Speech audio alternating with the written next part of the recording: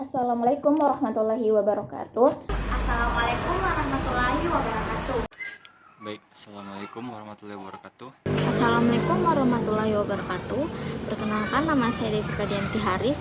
Perkenalkan, nama saya Alifia Ramadhani Hidayat. Nama saya Nur Ainun Najibah.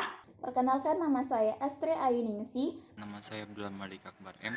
Pada kesempatan kali ini saya akan membahas tentang Di sini saya akan menjelaskan materi tentang Virtual Private Network. VPN atau Virtual Private Network.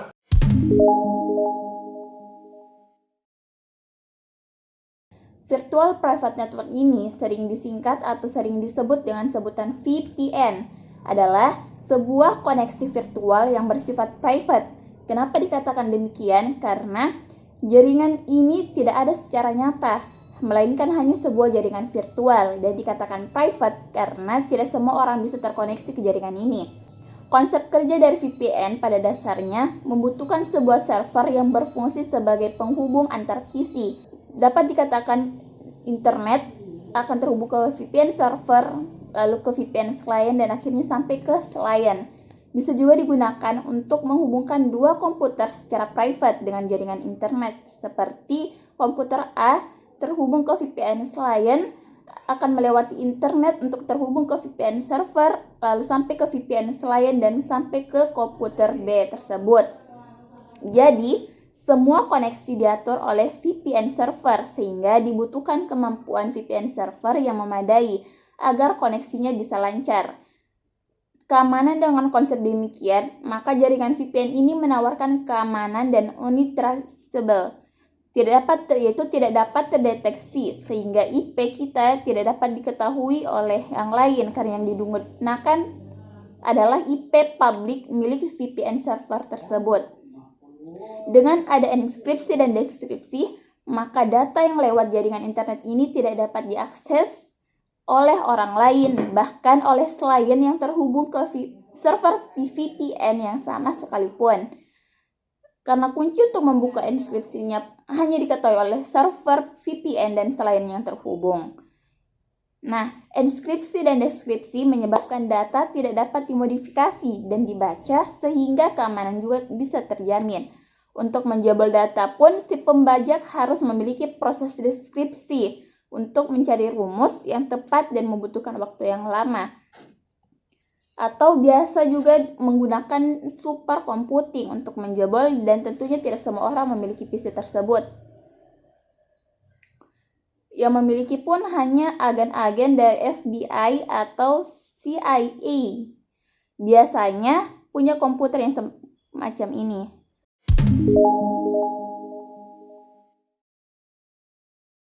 Adapun cara kerja dari Virtual Private Network yaitu ketika tersambung dengan internet, yang pertama terhubung yaitu Internet Service Provider atau ISP.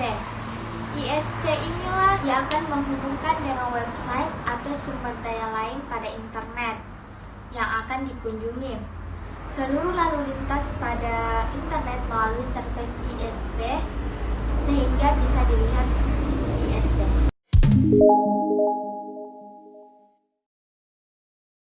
Sistem operasi merupakan program yang mengontrol eksekusi program aplikasi dengan bertindak sebagai antarmuka antara pengguna komputer dengan hardware. Sistem operasi mempunyai peran dalam memberdayakan semua resource sehingga suatu komponen atau semua komponen dapat berfungsi dengan baik dalam melakukan suatu proses operasi yang harus dikerjakan. Adapun tujuan dari sistem operasi itu sendiri yaitu yang pertama mengendalikan eksekusi program-program aplikasi, yang kedua memudahkan penggunaan sistem komputer, dan yang ketiga mengelola sumber daya sistem komputer agar dapat digunakan secara efisien.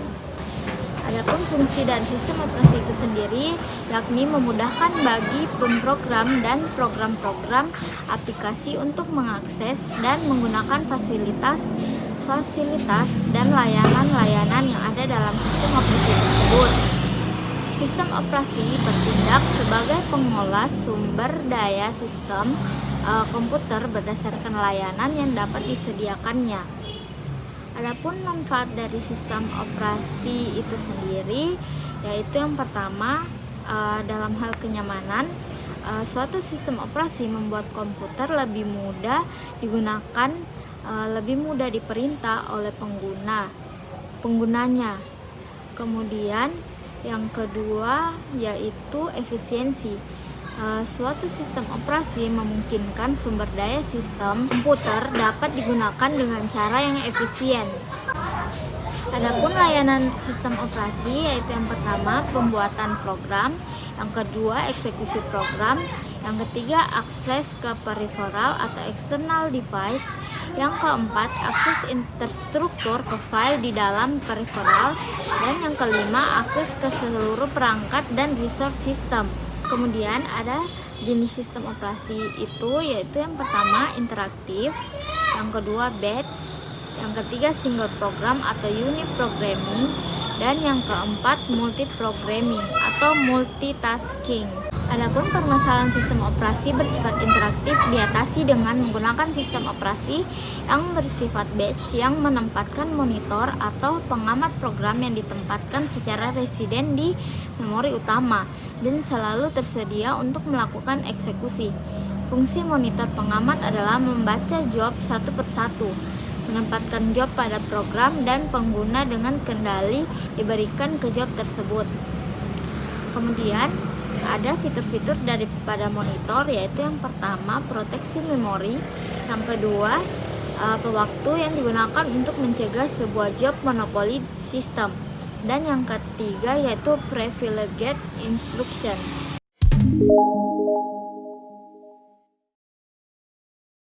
Alasan penggunaan VPN, Virtual Private Network atau jaringan pribadi virtual, adalah layanan yang memungkinkan Anda membuat koneksi yang aman dan pribadi dari perangkat ke jaringan internet, atau sebagai layanan online yang digunakan untuk menyembunyikan jejak digital dengan menutupi alamat IP asli dan mengekskripsi lalu lintas di internet. Penggunaan VPN bukan membuat data bocor, melainkan dapat digunakan untuk salah satunya mengontrol privasi. Berikut beberapa alasan mengapa kita perlu menggunakan VPN. Yang pertama, keamanan terjamin. Mengakses internet dapat secara aman melalui terowongan atau server khusus apabila menggunakan VPN. Dengan berada di dalam terowongan ini, aktivitas yang kita lakukan di internet akan sulit dilihat oleh orang lain, khususnya para hacker yang mengintai. Apalagi jika kita memilih untuk menghubungkan perangkat kita dengan WiFi publik, aktivitas kita akan dapat terlihat dengan mudah. Oleh karena itu, kita perlu memakai VPN untuk menjamin keamanan data kita. 2. Memiliki kebebasan mengakses. Di berbagai negara di dunia, khususnya di Indonesia, ada banyak sekali situs yang diblokir atau dilarang oleh pemerintah. Bisa jadi situs-situs ini dianggap merugikan banyak pihak atau berisi malware yang mampu membuat perangkat kita terserang virus. Akan tetapi, banyak pula situs-situs yang diblokir tersebut membawa keuntungan atau kebahagiaan bagi para pengguna internet. Nah, VPN bisa membuat kita memiliki kebebasan dalam mengakses. Jadi, jika kita mengaktifkan VPN, maka kita bisa mengakses situs-situs yang diblokir tersebut. Ketiga, memudahkan untuk streaming pertandingan bola. Indonesia memiliki banyak sekali penggemar olahraga, khususnya sepak bola. Tak hanya untuk klub-klub dalam negeri, fans sepak bola di Indonesia untuk klub luar negeri juga sangat banyak. Dengan demikian, tak heran apabila permintaan tayangan sepak bola dari luar sangat tinggi di Indonesia. Sayangnya, tidak semua pertandingan bisa ditayangkan di televisi Indonesia karena terbentur lisensi. Jalan satu-satunya untuk menonton adalah dengan streaming. Masalahnya, kini streaming sulit dilakukan. Namun tenang, ada VPN yang dapat membantu kita untuk memalsukan lokasi. Katakanlah kita ingin menonton pertandingan Chelsea di London. VPN bisa membuat lokasi kita menjadi berada di London agar bisa streaming pertandingan tersebut. Yang keempat, menjamin privasi. Perlu kita ketahui, apapun yang kita lakukan di internet pasti bisa terlihat oleh pemerintah. Pasalnya, pemerintah memiliki akses lengkap untuk menelusuri histori aktivitas yang kita lakukan di internet. Sebagai solusinya, kita hanya perlu memakai VPN saja. VPN bisa membuat kita menjadi anonim, sehingga pemerintah tidak akan tahu siapa yang sedang menelusuri internet. Jadi, kita bisa dengan bebas mengakses apapun tanpa ketahuan pemerintah atau hacker karena privasi kita sudah dijaga oleh VPN. Yang kelima, bagus untuk digunakan di negara yang membatasi penggunaan internet. Seperti yang kita tahu, segala hal yang ada di negara seperti di Tiongkok atau di Korea Utara selalu dibatasi, termasuk internet. Kedua pemerintahan dari negara ini memiliki layanan internetnya masing-masing, sehingga warganya hanya dapat menggunakan internet yang disediakan oleh pemerintah tersebut. Walau begitu, layanan internet yang disediakan biasanya tidak selengkap internet yang biasa kita gunakan sehari-hari. Negara-negara ini selalu membatasi akses internet dan memblokir banyak situs. Nah, jika kalian sedang tinggal di negara seperti ini, atau barangkali kalian sedang pergi berlibur, VPN bisa menjadi jawaban untuk mengakses internet secara leluasa tanpa ketahuan. Yang keenam, membuat kita untuk tidak dapat terlacak. Sejauh ini, search engine seperti Google selalu menjadi kepercayaan setiap orang. Bahkan mayoritas orang di seluruh dunia mempercayakan Google sebagai mesin pencarian mereka. Google berhasil mencuri hati para penggunanya dengan menyediakan layanan pencarian secara gratis dan lengkap. Walau demikian, banyak pula orang yang tidak tahu kalau Google dapat tahu segalanya tentang mereka. Bayangkan saja, setiap harinya kita melakukan searching dengan Google serta mendownload sesuatu dengan Google. Nah, Google dapat dengan mudah mengetahui apa yang kita cari, history, dan apa yang telah kita download. Tapi dengan VPN, kita dapat menyembunyikan aktivitas kita di Google. Yang ketujuh, bebas menggunakan WiFi publik tanpa resiko. Di setiap kafe atau kedai kopi saat ini sudah dilengkapi dengan WiFi publik. Namun, banyak WiFi seperti ini yang sangat tidak aman apabila kita tidak dilindungi oleh VPN. Bisa saja data kita dicuri oleh hacker melalui WiFi publik. Jadi, VPN dapat digunakan agar semua risiko tersebut dapat diatasi. Skenario VPN. Secara umum, skenario VPN adalah user menggunakan komputer atau laptop yang telah terhubung ke internet. Kemudian, user login ke VPN server. Kemudian, laptop user akan terbentuk sambungan tambahan ke VPN server. Sambungan ini merupakan tunnel yang dimana semua paket yang lewat di tunnel ini akan dienkripsi. Melalui tunnel yang dibentuk, laptop akan dapat mengakses jaringan LAN yang ada di belakang VPN server.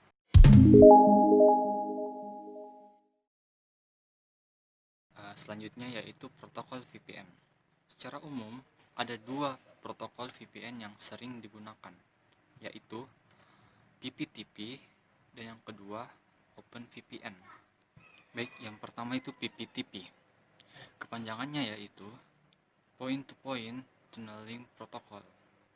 Adalah metode yang sudah absolut untuk menerapkan Virtual Private Network atau VPN.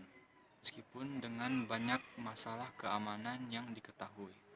Penggunaan protokol ini dimaksudkan untuk memberikan tingkat keamanan dan tingkat akses jarak jauh yang sebanding dengan produk VPN pada umumnya. Kemudian yang kedua yaitu OpenVPN.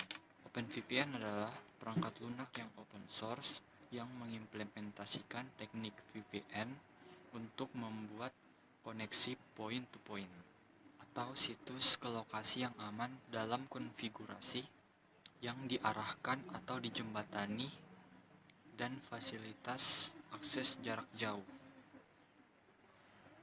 OpenVPN menggunakan protokol keamanan khusus yang menggunakan SSL atau TLS untuk pertukaran kunci. OpenVPN mampu melintasi penerjemah alamat jaringan dan firewall. Sekian dan terima kasih dari pemaparan materi saya. Mohon maaf apabila ada kesalahan. Wassalamualaikum warahmatullahi wabarakatuh.